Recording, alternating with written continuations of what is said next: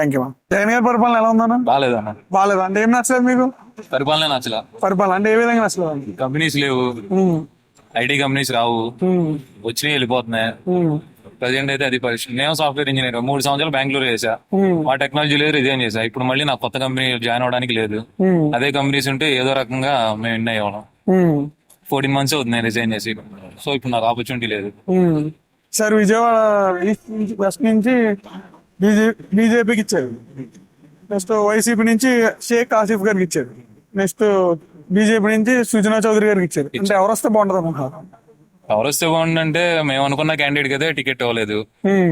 జనసేన తరఫున పొదిన మహేష్ గారికి ఇస్తారనుకున్నాం, ఇవ్వలేదు.